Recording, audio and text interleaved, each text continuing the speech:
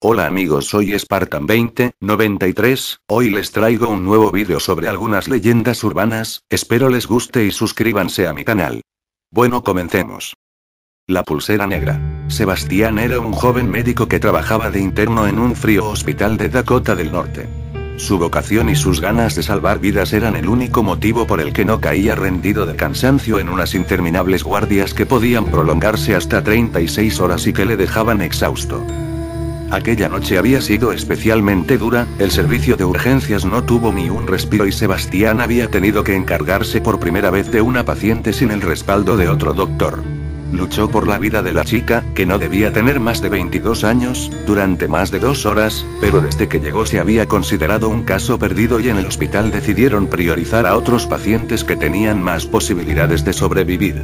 Los daños que había sufrido la joven en ese accidente de tráfico múltiple eran tan graves, que incluso si Sebastián hubiese conseguido obrar un milagro y la chica hubiese sobrevivido, las secuelas hubiesen sido tan graves que probablemente habría quedado en estado vegetativo.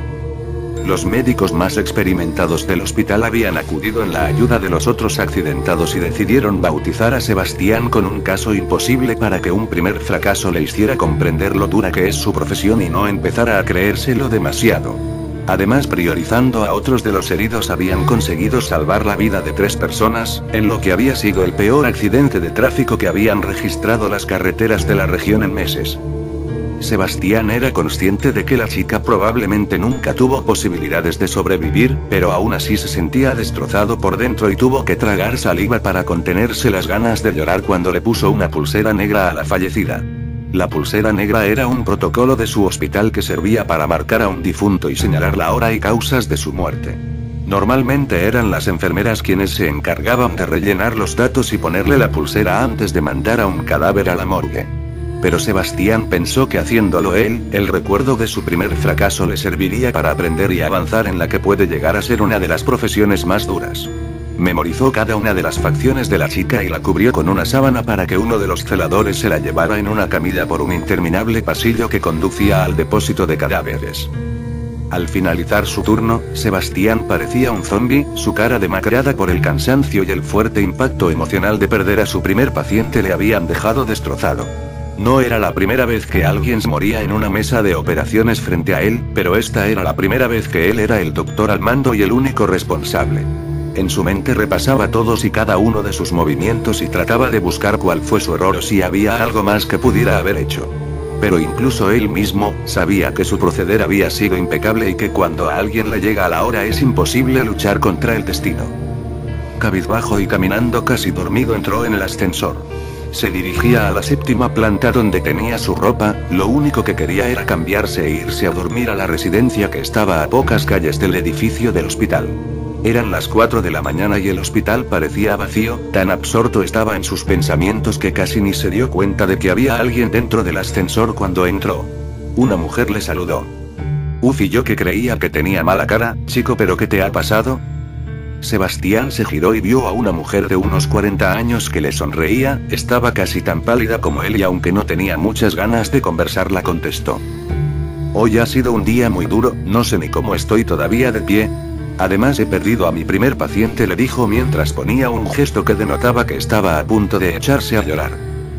Pues por la cara que pones estoy segura que has hecho todo lo que podías, no seas tan duro contigo mismo. Muchas gracias, probablemente mañana pueda verlo de otra forma, dijo Sebastián mientras se giraba a ver por qué se había abierto la puerta del ascensor en una planta que ninguno de los dos había marcado.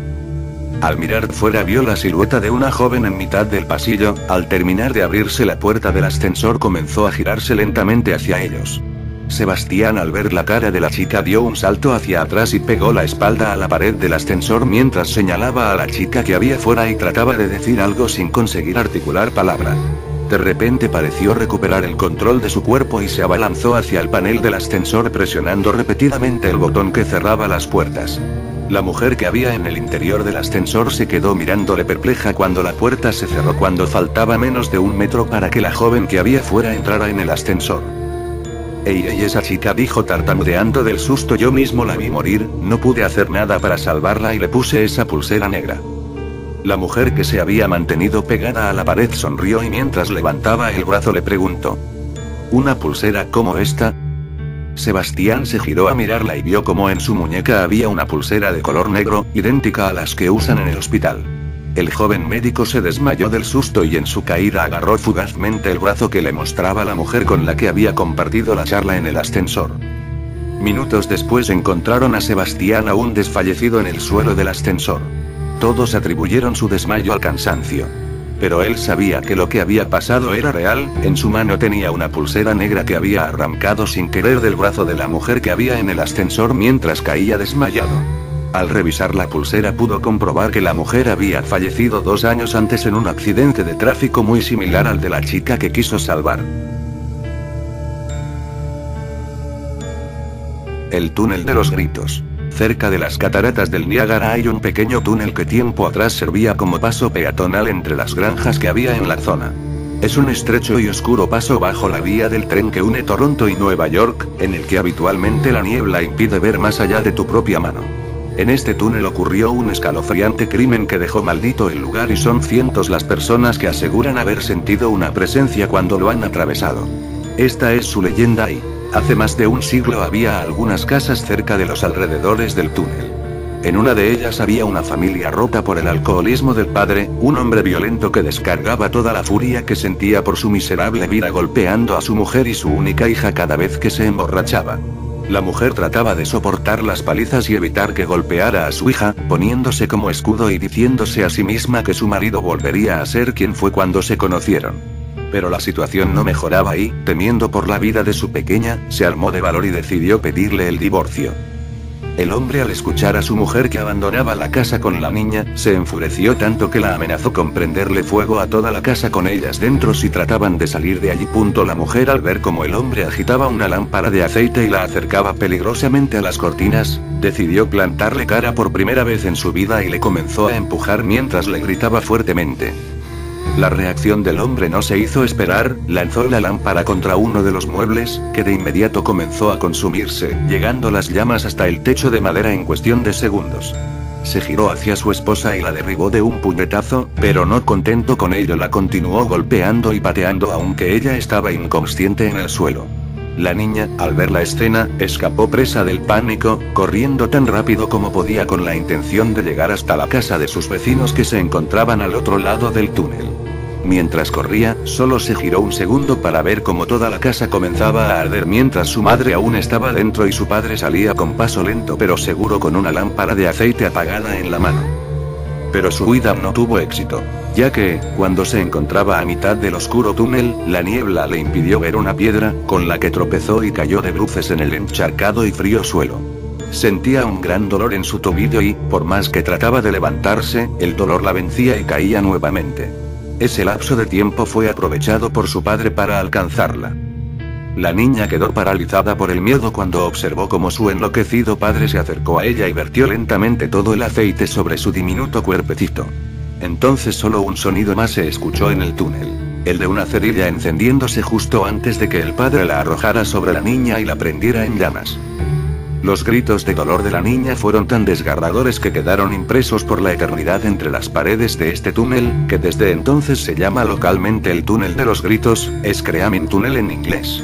El destino del padre nunca quedó claro, unos afirman que regresó a la casa ardiendo y entró nuevamente para arder en las mismas llamas que él había provocado, otros que desapareció y nunca fue detenido.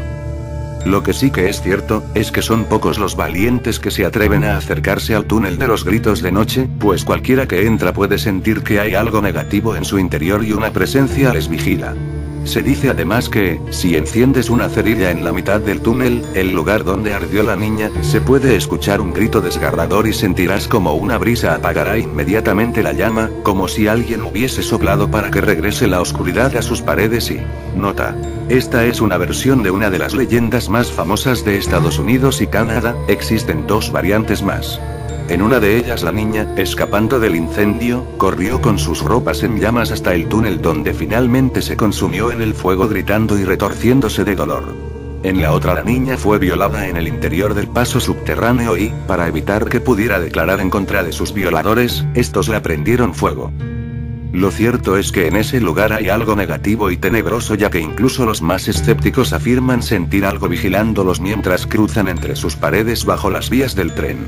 Hoy por hoy se ha convertido en uno de los destinos turísticos obligados cuando uno va a visitar las cataratas del Niágara, ya que su fama se catapultó aún más cuando el túnel se usó como escenario para la película La Zona Muerta, 1983, basada en un relato de Stephen King.